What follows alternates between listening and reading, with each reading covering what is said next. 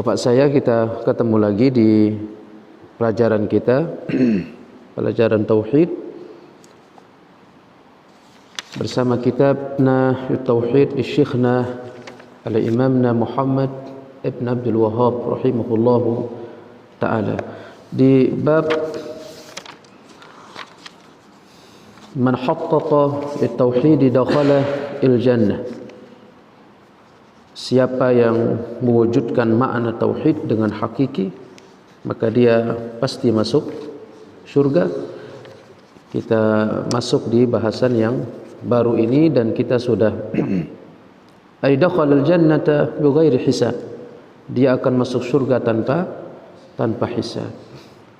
Siapa yang mewujudkan tauhid, maka dia akan masuk surga tanpa hisab. Setelah di pertemuan sebelumnya kita berbicara tentang keistimewaan umat Nabi Sayyidina sallallahu alaihi wasallam yang dimuliakan dengan kalimat tauhid. Yang dimuliakan dengan kalimat tauhid. Allah Ta'ala yaqul innahum ummatun yardawna minnil qalil wa inni arda bihimul qalil minal a'mal wa udkhiluhumul jannata biqauli la ilaha illallah. Yang menjadi bahasan kita di bahasan sebelumnya, Allah Ta'ala yaqul, mereka adalah umat yang ridha terhadap pemberianku yang sedikit, maka aku ridha kepada amal mereka yang sedikit, dan aku memasukkan mereka ke dalam syurga dengan kalimat la ilaha illallah. Faqala an-nabiy sallallahu alaihi wasallam man qala la ilaha illallah dakhala jannah. Dan juga Nabi kita yaqul, siapa yang mengucapkan la ilaha illallah maka dia masuk surga. Hakaza, ini menunjukkan sekaligus keutamaan umat ini dengan kalimat tauhid. Kedua, kita juga nasihatkan dari tema kita ini agar kita berhati-hati sama umat Nabi Muhammad. Agar kita berhati-hati dari umat Nabi Muhammad. Siapapun mereka yang mengucapkan la ilaha illallah wa Muhammadur Rasulullah fahum ikhwanuna, maka mereka adalah saudara kita, tanpa atau selama tidak ada konsekuensi-konsekuensi yang mengarah kepada pembatalan misal, atau yang membatalkan dari kalimat tauhid. Selama mereka mengucapkan la ilaha illallah Muhammadur Rasulullah, maka mereka saudara. Maka berangkat dari makna ini, Bapak saya, kita bisa untuk bersikap adil, bersikap bijak dalam apapun itu, masalah apapun itu, ketika terjadi antar satu muslim dengan satu muslim. Kemudian di pagi hari ini kita akan bacakan hadis dari Nabi sekaligus menunjukkan atau yang mengarahkan kita kepada tema kita, siapa yang mewujudkan tauhid maka dia masuk surga tanpa hisab. Ini keutamaan luar biasa ya Bapak saya. Hadis ini diriwayatkan oleh Sa'id ibn Jubair. Sa'id ibn Jubair disebutkan dari sanadnya oleh Imam Muhammad wa an Husain ibn Abdul Rahman qala kuntu inda Sa'id ibn Jubair.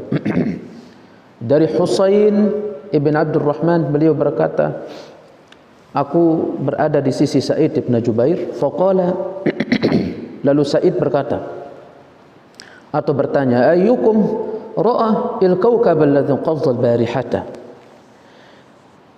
siapa salah seorang dari kalian yang melihat bintang jatuh semalam? Kata Sa'id. Jadi Sa'id melihat malam hari ada bintang jatuh. Beliau bertanya, siapa dari kalian yang melihat bintang jatuh semalam? Faqultu ana. Lalu kata Husain, apa kata beliau? Aku yang melihat. Amma inni lam akun fi shalah. Hanya saja aku tidak dalam kondisi salat. Ini juga ada faedah di sini. Faedah apa? Menjaga kemurnian hati dari kotoran atau debu-debunya amal. Padahal beliau salat. Tetapi cepat-cepat untuk agar orang itu tidak mengatakan bahwasanya Said ternyata salat malam. Masya Allah. Jadi itu ditutup ruang itu oleh Husain. Beliau berkata, awal-awal beliau berkata, "Amma inni lam akun fi shalah." Aku tidak dalam kondisi salat. Apakah bohong Ustaz? Enggak bohong. Mungkin sudah selesai salat beliau baru lihat bintang jatuh. Tepat kata beliau, aku tidak dalam kondisi salat, maksudnya melihat bintang. Walakinni ludiktu, akan tetapi aku disengat, kata beliau. Lalu apa kata Said? Fama sana'ta, kamu ngapain? Qultu irtaqaitu, aku meruqyah diriku sendiri. Jadi beliau disengat kalajengking, kemudian beliau meruqyah dirinya sendiri. Di sini juga bapak saya bahwa Al-Quran Al-Karim bukan hanya menyembuhkan penyakit batin, tapi juga bisa menyembuhkan penyakit fisik. Bukan hanya menyembuhkan penyakit batin, tapi bisa juga menyembuhkan penyakit fisik. Tinggal soal setelahnya itu keyakinan kita terhadap ayat itu. Keyakinan kita terhadap ayat itu. Kalau saya tanya misalkan orang penyakitnya korengan misalkan, bisa sembuh dengan Quran? Ya, berdasarkan hadis ini harusnya apa kita katakan? Bisa sembuh. Sakit kepala, sakit panas, demam, tidak mesti harus minum obat. Dengan Al-Quran pun bisa. Hakaz. Al-Quran itu tidak hanya menyembuhkan penyakit batin, tetapi juga menyembuhkan penyakit fisik. Cuma masalahnya kan kita kadang ta'alluqnya hati itu kadang sama obat. Tapi kalau ketika dibacakan Quran yakinnya itu kurang. Masa sakit kepala baca kulhu misal gitu kan? Kepala qul huwallahu ahad, Allahus samad. Hakata lam yalid wa lam yulad. Atau suratul Fatihah, alhamdulillahirabbil alamin, arrahmanir rahim. Maka kata Imamna Ibnul Qayyim di dalam kitab beliau Dawa sekaligus ini mempertegas tentang Al-Quran Al-Karim, keutamaannya itu bukan hanya menyembuhkan penyakit batin, tapi fisik. Bahkan saya, kata beliau, berulang-ulang saya itu pernah ditimpa penyakit, saya meruqyah diri saya sendiri dengan membaca suratul Al-Fatihah. Maka aku mendapati diriku apa? Sembuh. Cuman kadang kan yang membedakan kita dengan Ibnul Qayyim dengan kita itu apa? Soal keyakinan. Soal keyakinan. Li'anna Allah la yastajib ad-du'a min qalbin lahin. Allah tidak akan mengabulkan doa dari hati yang tidak yakin, dari hati yang lalai. Dia berdoa cuman setengah-setengah, ya Allah, ini dikabulkan enggak ya kira-kira ya? Atau dia baca, ini bisa sembuh enggak ya kira-kira? Dia tidak datang dengan hati yang sepenuhnya yakin, pasti sembuh. Ini beliau disengat, diobati diri dengan apa? Ruqyah. Makanya kan kita masih segar tuh ingatan, kalau enggak salah di pertemuan sebelumnya. Ketika ada sekelompok para sahabat Nabi lewat di sebuah perkampungan, kemudian di situ ada orang sakit. Hakaza, mereka minta tolong di kampung untuk bisa diberikan minum atau makan karena saking laparnya, mereka lagi safar. Tapi penduduk kampung mengatakan kami enggak bisa mengabulkan itu. Akhirnya mereka pergi. Ternyata ketua adatnya sakit jatuh. Akhirnya mereka mencari tumpunya, mencari obat ke sana kemari, mereka tidak bisa menyembuhkannya. Akhirnya mereka merasa bersalah dengan pernah mengusir, ada orang datang minta bantuan. Akhirnya mereka ingat, ada, karena orang dulu itu mengkait-kaitkan sesuatu itu begitu mereka. Kayaknya jangan-jangan ini sial kita ini, kenapa pernah kita ngusir orang. Hakaza, akhirnya apa kata orang di kampung? Kalau begitu kita sisir seluruh kampung untuk cari orang yang tadi kita usir, yang sempat minta tolong dan kita tidak bisa memberikan bantuan. Akhirnya benar mereka bertemu. Akhirnya mereka mengutarakan, ada apa? Tadinya kita diusir, kok sekarang kita dicari? Ketua adat kami sakit, tidak bisa ada yang menyembuhkan. Adakah salah seorang dari kalian tabib bisa menyembuhkan? Langsung angkat salah seorang dari mereka tangan, saya bisa. Tapi dengan perjanjian. Apa perjanjiannya? Kalau nanti sembuh, kasih kami kambing. Oh ya, nggak apa-apa. Nanti kalau sembuh, saya kasih apa? Kambing. Akhirnya diruqyahlah itu tokoh adatnya itu dengan baca surat apa? Al-Fatihah. Maka kata Imam Ibnul Qayyim, di dalam suratul Fatihah berbagai macam obat itu terdapat di dalam suratul Al-Fatihah. Antum mau cari obat sakit kepala, sakit apa? Suratul Al-Fatihah. Tinggal kita itu masalah ketika kita baca atau ketika kita itu keyakinan kita. Keyakinan kita. Nah, ini beliau Husain ketika beliau disengat, beliau apa? Meruqyah dirinya sendiri. Wa qala fama hamalaka ala dzalik. Bagusnya Said bertanya, yang melatar belakangi engkau untuk melakukan itu apa? Dalilmu apa? Hakaza. Jadi dia sakitnya fisik tapi diruqyah dengan apa? Al-Qur'an. Menarik ya ucapan atau menarik mereka ini. La ilaha illallah menunjukkan apa Pak saya? Ketundukan, kepasrahan sepenuhnya kepada Al-Quran, kepada Sunnah. Jadi inginnya para sahabat itu apapun yang mereka perbuat harus dilatar belakangi oleh Sunnah, dilatar belakangi oleh Al-Quran, oleh dalil. Hakaza. Lalu apa kata beliau? Hadithun haddatsnahu Sya'bi. Dalil saya meruqyah diri dengan Quran ketika aku disengat. Enggak apa-apa. Dalam hal-hal yang ringan seperti ini itu diskusinya apa? Dalil kamu mana dalil? Itu memang apa namanya?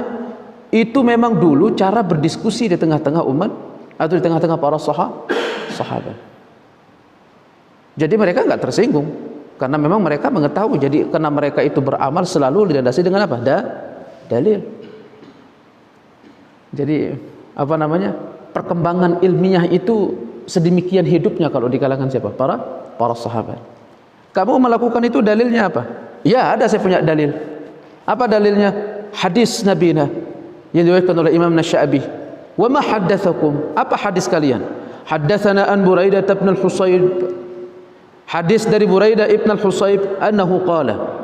Beliau berkata, la ruqyata illa min ainin aw humah. Tidak ada ruqyah kecuali dari penyakit ain dan penyakit demam. Berarti penyakit ain penyakit hakikat, sementara penyakit demam penyakit zahir. Penyakit apa? Fisik.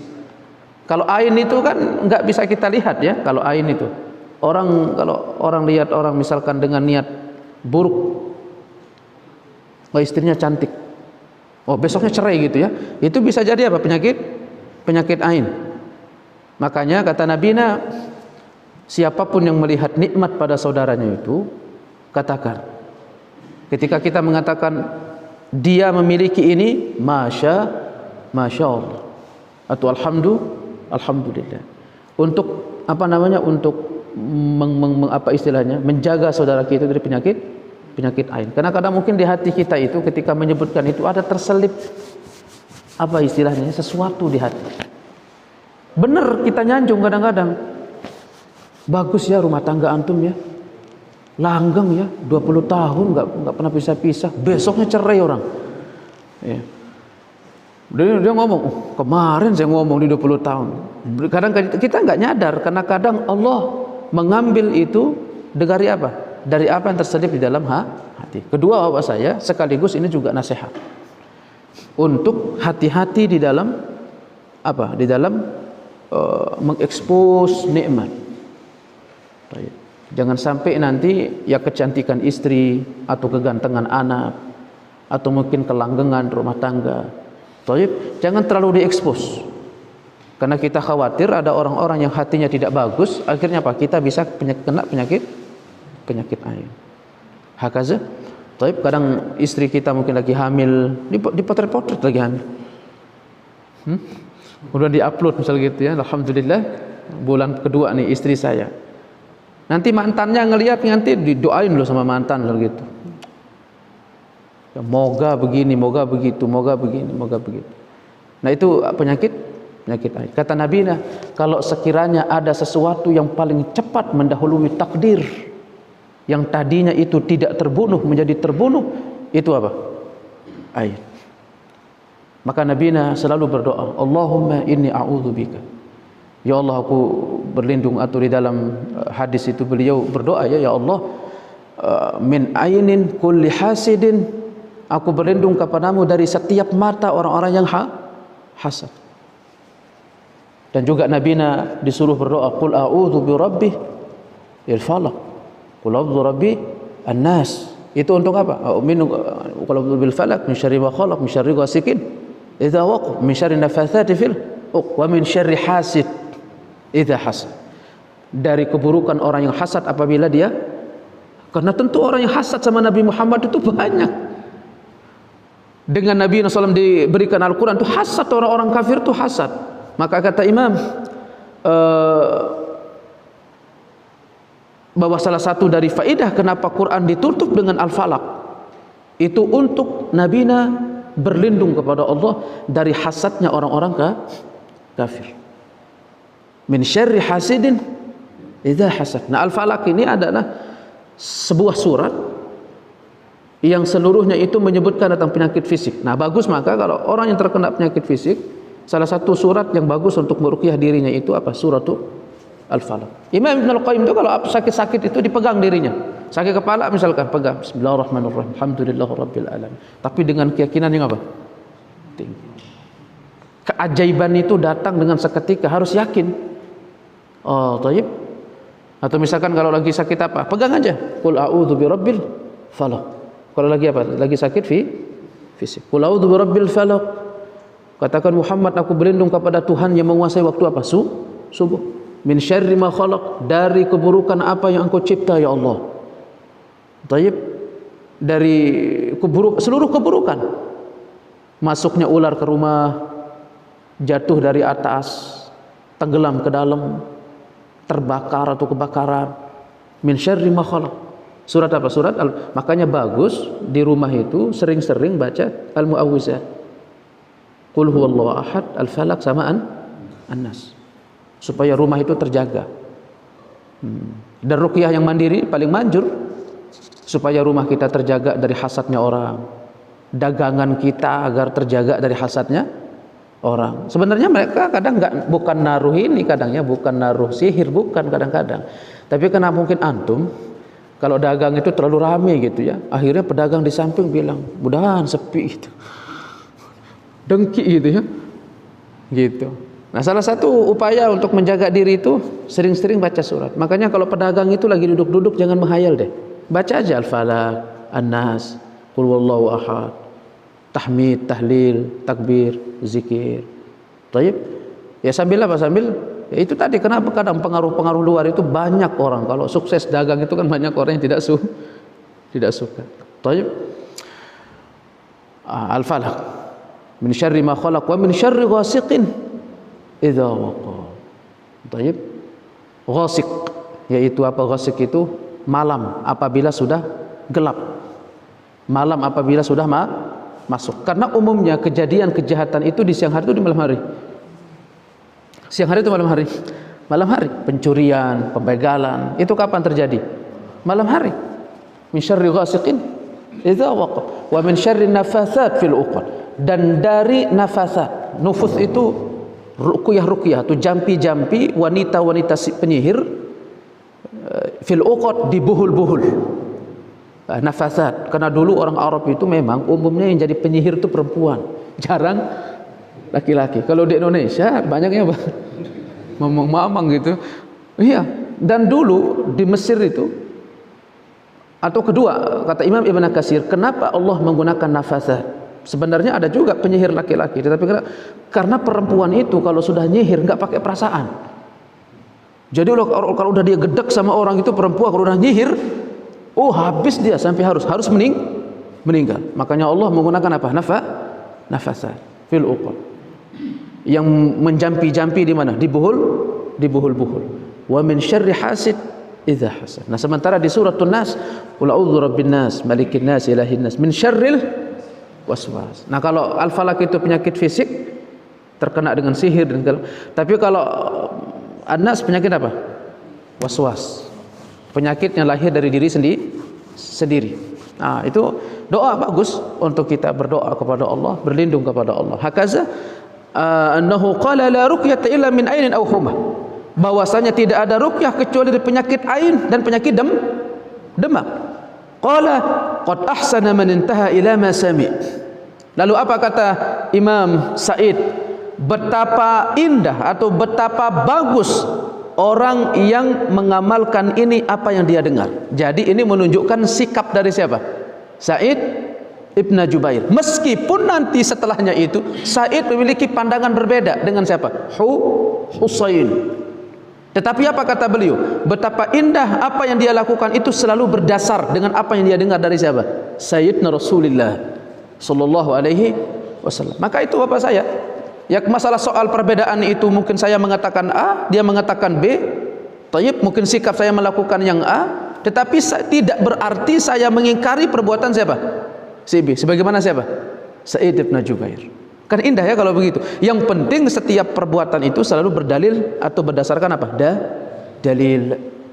Ya, ada dalil Quran, ada sunnah, amal para ulama salaf. Bisa kita pertanggungjawabkan. Hakaza. Lalu apa kata Imam? Walakin haddatsana Ibnu Abbas anin Nabi. Tapi aku punya hadis. Dari siapa? Dari Ibnu Abbas, dari Nabi sallallahu alaihi wasallam. Kalau tadi beliau membawa hadis dari siapa? Dari Sya'bi, kemudian dari Buraidah bin Al-Husayb. Nabi sallallahu alaihi wasallam apa? Bersabda. Apa dalil, apa hadisnya? Annahu qala uridat alayya al-umam. Kata Nabi Sayyidina, aku di akhirat diperlihatkan kepada sebuah umat. Fara'aitu nabi wa ma'ahu rahtu. Aku melihat ada seorang nabi, dia dikumpulkan bersama sekelompok kaum. Wa nabiyyu wa ma'ahu ar-rajul war rajulan. Sementara ada nabi dikumpulkan dengan satu atau dua pengikut. Ada satu nabi itu pengikutnya banyak. Ada satu nabi pengikutnya cuma dua. Pengikutnya cuma satu. Makanya keberhasilan dakwah ya akhi, bapak saya, bukan karena ukuran banyaknya orang yang ikut. Nabi itu hanya bahkan kata Nabi sallallahu alaihi wasallam, "Wan nabiyyah wa laysa ma'ahu ahadun." Bahkan aku lihat ada nabi tidak dia memiliki apa? Pengikut sama sekali. Allah, sedih ya. Berdirinya sendiri gitu nabi itu. Dia di belakang enggak ada orang. Sementara ada orang pengikutnya banyak. Pengikutnya ada yang ya paling sedikit berapa? Satu pengikutnya. Makanya kalau ada ustaz enggak punya pengikut jangan sedih. Hakaza. Iya. Barakallahu fik. Idrufi ali sawadun azim. Kemudian kata Nabi, aku diperlihatkan kepada Nabi yang dia itu sampai hitam gelap. Pengikutnya banyak. Orang kan kalau banyak itu kan begitu ya. Sampai yang tadinya mungkin agak semakin banyak itu semakin petang gitu kita lihat kan, karena semakin banyak orang. Fa dhanantu annahum ummati. Dan aku menyangka itulah siapa? Umatku.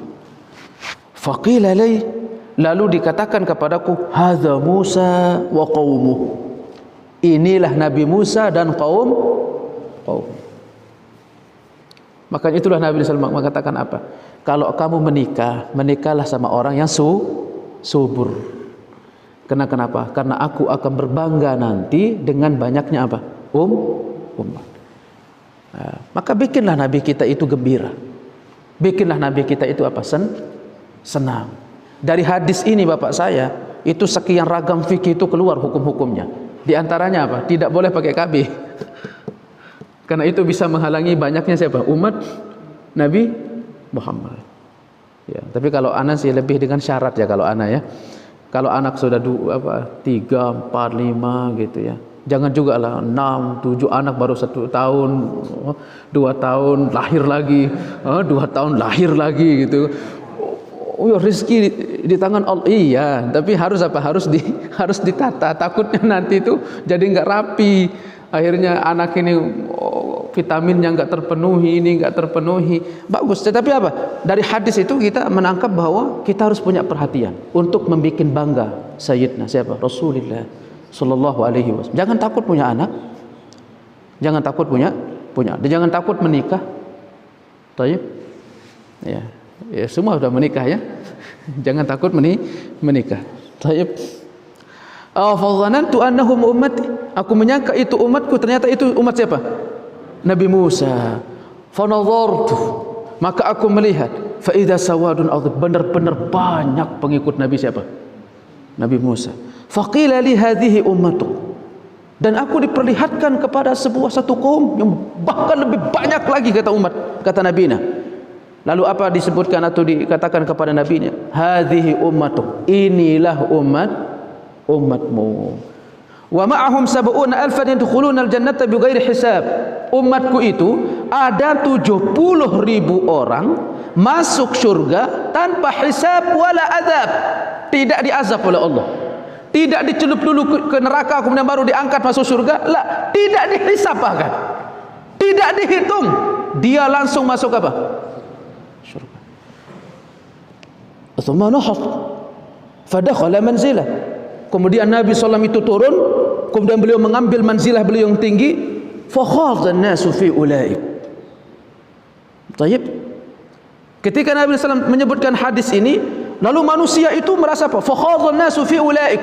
Akhirnya manusia itu langsung gemuruh berbicara, ngomong antara satu dengan yang lainnya. Apa kata mereka? Fala'allahumul ladzina sahibu Rasulullah. Itu siapa mereka? Siapa mereka? Siapa mereka? Wah, ini pasti nih tokoh-tokoh sahabatnya siapa? Nabi Muhammad. 70.000. Ya siapa lagi kalau bukan Abu Bakar? Siapa lagi kalau bukan siapa? Umar. Siapa lagi kalau bukan Utsman, Ali, sahabat-sahabat Badar. Itu sangkaan manusia pada waktu itu. Tenggelam orang-orang pembicaraan dalam itu. Siapa mereka? Siapa mereka? Wa qala ba'dhum fala'allahum alladziina wulidu fil Islam falam yusyriku billahi syai'an. Ada orang mengatakan mungkin ini adalah orang yang semenjak dia dilahirkan ke muka bumi dia tidak pernah menyekutukan Allah. Bukan arti tidak pernah sujud ya, tetapi tidak pernah menduakan Allah dalam hal apapun. Mungkin bisa jadi orang wa dzakaru asya. Mereka makanya macam-macam kata orang. Siapa mereka ini? Fa kharaja alaihim Rasulullah sallallahu alaihi wasallam fa akhbaruh. Lalu Nabi ketika melihat orang-orang banyak bertanya antara satu dengan lainnya, akhirnya Nabi keluar memberikan jawaban. Nabi faqala, mereka bukan sahabat, juga bukan apa yang kamu sebut, juga bukan apa yang kamu ceritakan. Siapa mereka? Apa kata Nabi? Humul ladzina la yastarqun. Mereka adalah orang-orang yang tidak minta diruqyah.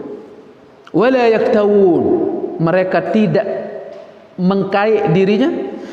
Wala yatatayyarun, dan mereka tidak mengaitkan takdir dengan burung, tidak bertatayyur, tidak pesimis. Aywa wa ala rabbihim yatawakkalun. Hanya kepada Tuhan mereka lah mereka apa? Bertawakal.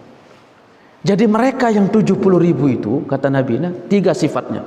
Tidak minta diruqyah, tidak mengobati diri dengan kai itu apa? Membakar dirinya dengan besi yang sudah dipanaskan.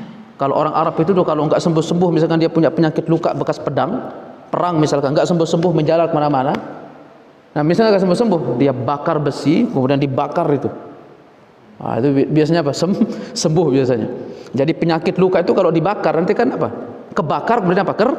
Kering. Nah itu. Ya, tapi kalau enggak kering ya sakit. Tayyib. Kemudian yang ketiga apa? Wala yatatayyarun. Mereka tidak pesimis. Di sini disebut tatayyur. Tatayyur itu dari kata tayr, burung. Karena dulu orang-orang Arab itu kalau ada burung masuk, itu dikait-kaitan dirinya dulu, dikait-kaitin dirinya. Oh, kayaknya ini saya dapat rezeki nih. Gitu. Aduh, kalau ada burung datang, wow, kayaknya ini ada berita. Tapi kalau burungnya jelek, misal begitu ya, burung gereja misal gitu datang. Wah, kayaknya ini apa? Pertanda apa? Pertanda burung. Nah, kalau kita di Indonesia nggak pakai burung, pakainya apa? Kupu-kupu. Jadi kalau kupu-kupu masuk biasanya itu, wah ini berita bagus ini. Kata Nabi SAW ada 3. La yatatayyarun. Mereka itu tidak pesimis dengan apa? Burung. Ini 3 sifat. Kalau tadi beliau membolehkan diri dengan apa? Dengan hadis bahwasanya boleh untuk meruqyah diri dengan Quran. Tetapi ini belum membawakan dalil apa? Tidak minta diruqyah. Bertentangan enggak hadis pertama sama kedua? Bagaimana tidaknya? Meruqyah diri sendiri? Aywa. Jadi kalau hadis yang pertama itu dia meruqyah dirinya sendiri, tidak termasuk minta diruqyah. Kalau saya misalkan Ustaz, ada orang datang ngeruqyah saya misalkan, berarti enggak termasuk meminta. Kecuali kalau antum sudah putus asa, kok sakitnya enggak sembuh-sembuh gitu ya, manggil Ustaz ruqyah saya dong. Berarti sudah masuk apa? Minta. Berarti keluar dong Ustaz 70.000 tanpa apa? Tanpa hisab. Tapi tenang. Apa kata Nabi SAW? Di dalam hadis yang lain, 70.000 itu satu orangnya lagi, atau dari 1.000 itu membawa berapa lagi? 70.000. Berarti 70.000 hakaza. Jadi kita masih punya harapan besar untuk itu. Tetapi di sini sengaja Syekhna Muhammad membawa dalil ini untuk mengantarkan kita kepada sebuah maqam, persinggahan hati. Persinggahan hati itu apa? Untuk tidak melibatkan sesuatu apapun kecuali siapa? Allah. Itu yang disebut di dalam sebuah syair ya, ta'azzafu an qulubihim minasyawagir. Mereka mengkorek atau mereka membersihkan hati dan jiwa mereka itu, wa ma fi qalbihim siwallah, dan tidak ada di dalam hati mereka kecuali siapa? Kecuali Allah. Jadi materi-materi atau apapun yang bisa mengotori hati itu mereka keluarkan, mereka hanya isi dengan apa? Dengan Allah. Nah ini hadisnya. Jadi ingin dibawa oleh Syekhna Muhammad dengan hadis ini bahwa tidak minta diruqyah itu atau tidak minta diruqyah itu bukan menunjukkan haram, tetapi tidak melibatkan makhluk pada perkara yang seperti itu. Jadi dia minta kesembuhan pun langsung kepada siapa? Allah. Ya akhi, ini berat bapak saya. Dan ini tentu berat. Sebagaimana di pertemuan sebelumnya, ketika ada perempuan minta apa? Minta kesembuhan dari Nabi. Karena memang mengikhlaskan, menjernihkan amal benar-benar untuk Allah itu berat. Makanya ikhlas itu bukan hanya sekedar permainan hati bapak saya. Ikhlas itu juga dalam hal makna zahir pun bisa. Ketika Ali ibn Musa ar-Ridha, kalau enggak pernah salah saya pernah sampaikan cerita ini ya. Ali ibn Musa ar-Ridha radhiyallahu taala. Beliau pernah duduk di sisi Khalifah Ma'mun. Di sisi Khalifah Ma'mun. Kemudian ketika waktu zuhur datang, pegawai atau pelayan-pelayan khalifah itu membawakan air. Untuk apa? Berwudu Khalifah Ma'mun. Namanya juga raja, selalu disiapkan apa-apa. Akhirnya Ali bin Musa, beliau berkata kepada raja, "Lau tawallaita bi nafsik hada ahsan." Kalau kamu ambil air itu sendiri untuk berwudu, itu lebih bagus, kata Ali.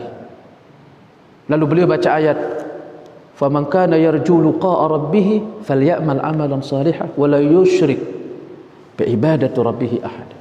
Siapa yang berharap perjumpaannya dengan Tuhannya, maka hendaknya dia melakukan amal saleh dan dia jangan menyekutukan Allah dengan sesuatu apapun. Jadi dilihat sama Ali bahwa ketika Khalifah Ma'mun minta bantuan untuk didatangkan air untuk dia berwudu, itu sudah dianggap syirik sama siapa? Ali bin Musa. Allahu Akbar. Padahal itu hukumnya boleh atau tidak? Ya boleh-boleh saja kita minta tolong, nak ambilkan saya air nak, papa mau wudu, boleh enggak?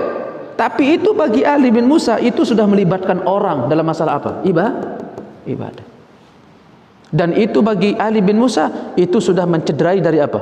Ikhlas. Tabarakallahu fiik. Nah ini hadis ini disertakan oleh Imam Muhammad Ibn Abdul Wahhab untuk menjelaskan bahwa keikhlasan yaitu tauhid yang merupakan lub intisari dari tauhid itu apa? Ikhlas. Menjernihkan hati dan membebaskan amal dari apa? Dari menduakan Allah. Nah persimpangan ini harus kita bisa sampai ke sini ya bapak saya. Nah saya sengaja mendahulukan hadis ini, rupa-rupanya kita nggak sampai-sampai ya, kemarin kita nggak sampai-sampai berbicara. Kemudian kata Imam Muhammad ibn Abdul Wahhab, tinggal 5 menit. Wa qaulullah ta'ala, dalil yang pertama kali beliau bawa dalam surah An-Nahl ayat 120. Inna Ibrahim kana ummatan qanitan lillahi hanifan wa lam yaku minal musyrikin. Sesungguhnya Ibrahim, dia itu adalah umat yang sangat-sangat tunduk kepada Allah, hanifan, lagi berlaku lurus, tidak pernah menyimpang, walam yakum minal musyrikin, dan dia bukan tergolong orang-orang syirik. Nah, ini saya enggak ingin ulang lagi, karena kenapa? Karena memang Nabi Ibrahim ini potret utama dalam masalah tauhid. Potret pertama dalam masalah tauhid. Kecintaannya dibangun di atas akidah, kebencian dibangun di atas akidah. Itulah siapa? Nabi Ibrahim. Yang hari ini mungkin kita diuji ya, cinta dibangun di atas nafsu, dan kebencian dibangun di atas hawa. Kalau dia senang-senang, kalau memang dia sudah benci, benci aja orang itu mau baik mau apa, yang penting kalau sudah benci benci. Tapi Sayyidina Ibrahim lah, beliau itu membangun semua di atas konsekuensi cinta dan benci karena siapa? Karena Allah. Itulah Nabi Ibrahim alaihi salam. Dan makna ikhlas itu memang tergambar dari Nabi Ibrahim. Ya. Mari kita di mana, di masjid ya, kita khutbah tentang apa? Tentang Nabi Ibrahim. Allahu Akbar. Nabi Ibrahim itu sesusah apapun tidak pernah melibatkan siapa? Makhluk. Dan itu diajarkan kepada keluarga-keluarganya. Karena bagi Ibrahim ikhlas itu apa? Tidak melibatkan makhluk. Kalaupun hukumnya apa? Ya, makanya kalau kita masih melibatkan makhluk, ya sudah, standar kita memang di situ. Tetapi sampai kapan kita bisa lepas dari makhluk dan hanya satu-satunya tujuan hati kecuali siapa? Allah misalkan, ya sudah, berarti kita sudah mencapai ke makom itu. Terbayang ya ketika Nabi Ibrahim, kita cerita bagaimana Nabi Ibrahim ketika melepas siapa? Hajar di sebuah tempat yang begitu sepi, begitu yang tidak berpenghuni dan tidak ada tanam-tanaman, hanya berbekalkan satu kantung kurma, satu kantung air putih, hanya itu bekal. Dan Hajar sendiri juga di situ nggak ada orang untuk tempat bisa minta tolong dan segala macam. Mau teriak mau di mana? Tayyib, beliau naik ke Bukit Sofa juga teriak juga, cari orang nggak ada. Bukit Marwah juga nggak ada orang. Allahu Akbar. Dan itu didikan siapa? Nabi Ibrahim alaihissalam. Dan ketika juga Nabi Ibrahim diperintah untuk menyembelih anaknya, ini juga disertakan oleh Imam. Tayyib. Tetapi ini hadis atau ayat Surat An-Nahl ayat 120. Dan perlu kita perhatikan ya, dari judul yang disebutkan oleh Syekhna Imam Muhammad ibn Abdul Wahhab, apa kata beliau? Babun man haqqaqa tauhidah dakhala al-jannata bighairi hisabin. Siapa yang mewujudkan kalimat tauhid, maka dia masuk surga tanpa hisab. Dan beliau tidak mengatakan apa? Insya Allah. Artinya ini apa? Pasti atau masih kurang pasti? Pasti.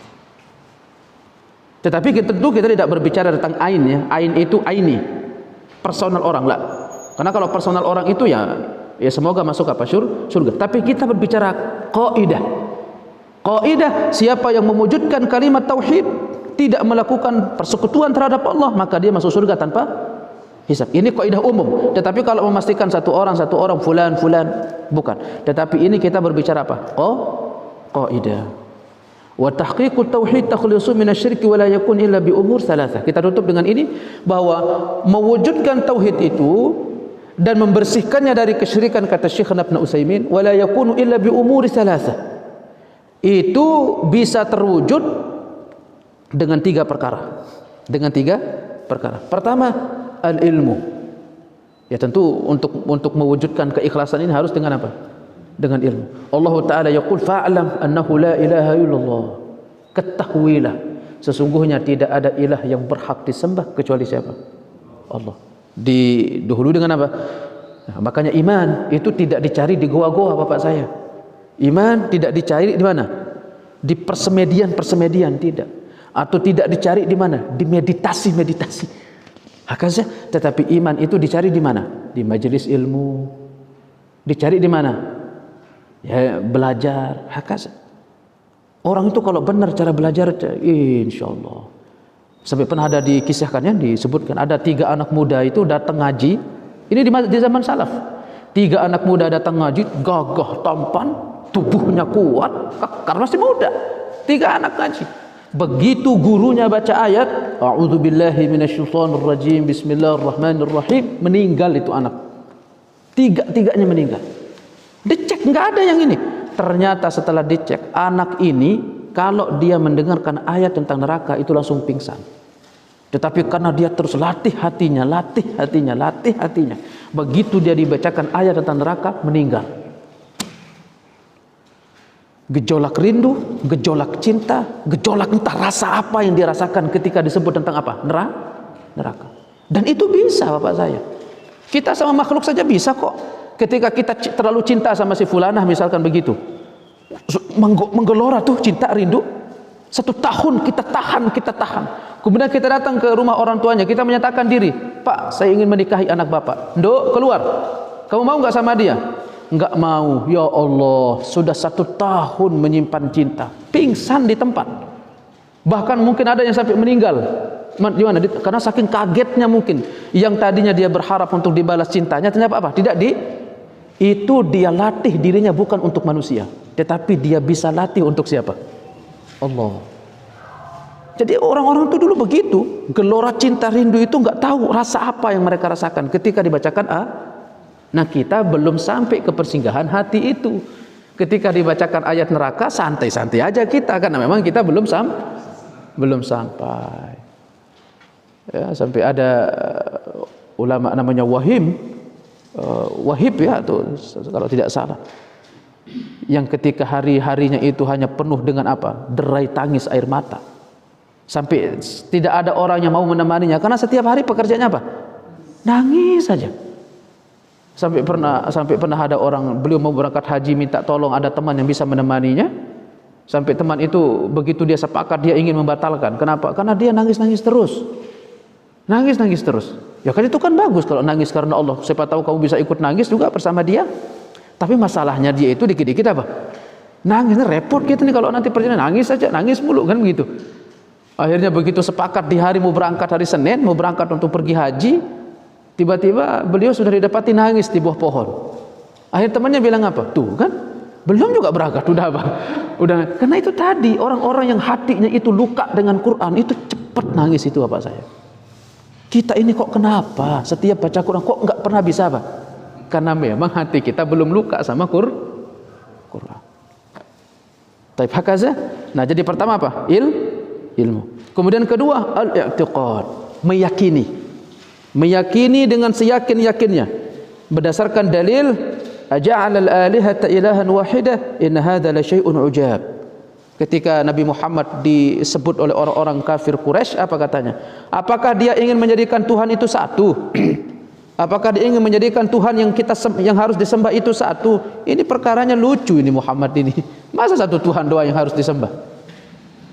Makanya ketika Nabi Muhammad diutus dengan kalimat la ilaha illallah, bukan untuk membenarkan masing-masing itu punya Tuhan, bukan.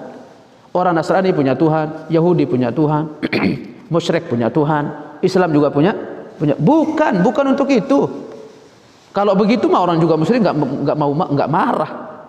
Nah, sekarang kita ini terlalu kebablasan Bapak saya. Maaf, terlalu kebablasan. Kita berbicara di televisi, ada orang berbicara, oh itu punya Tuhan, itu punya Tuhan, itu punya. Enggak ada konsekuensi tauhid. Nabi kita itu dimusuhi bukan karena itu. Nabi kita itu sangat bisa untuk toleransi dalam masalah itu. Tetapi beliau dimusuhi di kalimat mana? Bukan di la ilahanya, bukan. Tetapi di mana? Illallah. Kalau masalah kita mengatakan tidak ada Tuhan kecuali Tuhannya orang Islam, itu enggak no problem bagi orang. Ya saya punya Tuhan, kamu sembah Tuhan, saya sembah Tuhan saya. Itu no problem bagi orang. Tetapi yang membuat mereka marah itu apa? Hakun illallah. Tidak ada Tuhan yang berhak disembah di muka bumi ini. Tidak ada Tuhan yang benar di muka bumi ini kecuali siapa? Itu yang bikin orang musyrik itu marah. Makanya dia katakan aja la alihata ilahan wahidah. Apakah Muhammad mau menjadikan yang hanya berhak disembah itu hanya satu Tuhan? Innahu la syai'un ujab. Ini perkaranya lucu. Nah, maka ikhlas yang kedua itu apa? Harus ya yakin.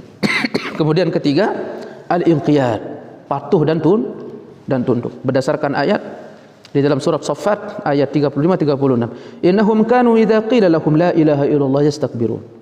Mereka itu orang musyrik itu kalau diajarkan la ilaha illallah, mereka apa? Menyombongkan diri. Memang banyak Bapak saya orang alergi sama tauhid itu banyak. Makanya bagus nih masjidnya, alhamdulillah berani bahasa apa? Tahu? Karena ada orang takut bahasa apa? Tahu? Karena nanti berseberangan, nanti akan banyak berbenturan dengan adat mungkin, dengan kebiasaan mungkin, dengan amalan-amalan yang mungkin ya seperti yang sering kita lihat, orang mengagungkan jin, orang mengagungkan kekuatan keramat segala macam. Itu kan akan berbenturan dengan apa? Tauhid. Dan dulu Nabi kita Nabi Muhammad itu bukan dicela dari sisi manapun, beliau itu sempurna. Hanya satu kekurangan beliau, tidak mau kompromi dalam masalah apa? Masalah Tuhan. Ayo, apa kata mereka? Disebutkan ya Allah, mereka kalau diajarkan la ilallah mereka apa? Sombong. Wa yaquluna inna latariku alihatin al-syair majnun. Lalu mereka berkata, apakah kita akan meninggalkan Tuhan-Tuhan kita hanya karena orang si penyair gila ini? Ini enggak mau saya hanya karena untuk ikuti Muhammad. Hakaza. Berarti syarat yang ketiga untuk memenuhi makna ikhlas itu apa? Patuh dan tunduk. Jangan pernah bertanya kenapa dan apa terkait tentang ayat Quran. Apapun keputusan Allah maka itulah yang terbaik. Pertama ilmu, kemudian kedua yakin, kemudian ketiga tunduk.